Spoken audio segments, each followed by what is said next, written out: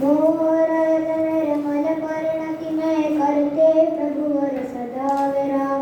गुण अनंत का स्वाद तुम्हारे सुख में बसता है अविराम। जिनका आत्म पराक्रम लख कर कपट शत्रु भी हुआ परास्त। शायक श्रेणी आरोहण कर मोह शत्रु को किया विनाश। पार्श्वनाथ के चरण युगल पर क्यों बसता है स्वर पर हो। बल अनंत लख कर जिनवर का चूर कर्म का रत्न। ओम नमः सिद्धेश्वर।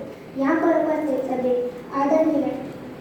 आदरणीय अध्यक्ष महोदय, निर्णायकगण, विशिष्ट अतिथि और मेरे सादरी भाई को मेरा श्रद्धांजलि वंदन। आज मैं अक्षर जैन अनंत दल द्वारा आयोजित ज्ञान गोष्ठी में मेरा केंद्र बिंदु है पार्श्वनाथ भगवान की कथा। मैं अपने गोष्ठी को 2 बिंदु में प्रस्तुत करूँगा। मेरा प्रथम बिंदु है पार्श्वनाथ भगवान की जानकारी और मेरा द्वितीय बिंदु है उनके साथ घटित घटनाएं। तो चलिए चलते अपने प्रथम बिंदु की ओर, जिसका नाम है पार्श्वनाथ भगवान की जानकारी। पार्श्वनाथ भगवान का जन्म काशी में हुआ था, जिसको हम आज बनारसी के नाम से भी जानते हैं। आज से करीब 3000 वर्ष पहले राजा अश्वसेन की रानी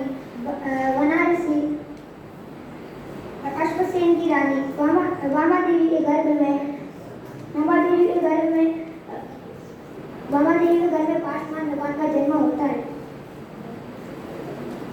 पार्श्वनाथ जन्म से ही प्रतिभाशाली, बुद्धिमान और अविधि गाने के धारक थे। तो चलिए चलते अपने द्वितीय बिंदु की ओर, जिसका नाम है पार्श्वनाथ भगवान के साथ घटित घटनाएं। एक दिन प्रातःकाल वे अपने साथियों के साथ घूमने जा रहे थे। रास्ते में वह देखते ही कि उनके नाना साधु देश में पंचाग्नि तप कर रहे हैं। जलती हुई लकड़ी के बीच में एक नाग नागिनी का जोड़ा था। यह बात पार्श्वनाथ के जीव को अपने अवधि ज्ञान के द्वारा पता चला। उन्होंने तुरंत ही साधु को तप करने से मना किया और जब तक उस लकड़ी को काटा ना गया तब तक उनकी बात का विश्वास किसी ने नहीं किया। जब लकड़ी को तोड़ा गया तो उसमें से नाग नागिनी के जोड़े निकले।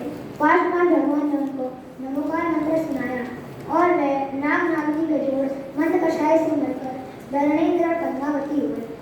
एक बार पार्श्वनाथ भगवान को वैराग्य हुआ और वैराग्य हुआ पौष एकादशी के दिन वे दिगंबर साधु हुए। फिर एक बार वे आत्मसाधना में हरिश्चंद्र के वन में ध्यानस्थ थे। ऊपर से उनका पूर्व जन्म का वैरागी संबत नाम का देव जा रहा था।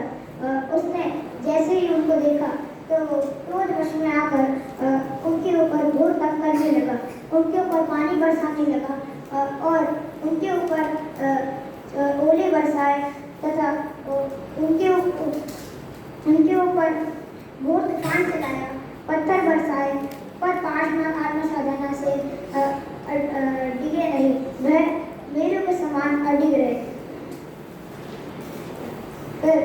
उनकी रक्षा करने के लिए धरणेन्द्र और पद्मावती देव देवी भी आए। उसी समय उनको चैत्र कृष्ण चतुर्दशी के दिन उनको केवल ज्ञान प्राप्त होता है। उसके बाद वह संवर का दिव्य दृश्य देखकर उनके चरणों में डूब जाता है। बाद में 70 वर्ष के बाद 70 वर्ष तक वह दिव्य ध्वनि द्वारा भव्य जीवों को मुक्ति का मार्ग का उपदेश देते रहे। महाकवि भूधर दास ने उनके उपदेशों द्वारा प्रभाव को चित्रण करते हुए लिखा है। एक विधि समूह निर्वस आनंद रूप मानो अमृत रूप सीयत देव। उसके बाद पार्श्वनाथ मुनि अंत में 100 वर्ष की आयु में श्रवण शुक्ला सप्तमी का दिन समझ से मोक्ष प्राप्त करते हैं। अंत में बस इतना ही कहना चाहता हूँ कि आप समय संज्ञान चरित्र को धारण कर मोक्ष की प्राप्ति करें। इसी भावना के साथ मैं अपनी वाणी को विराम देता हूँ। जय हिंद।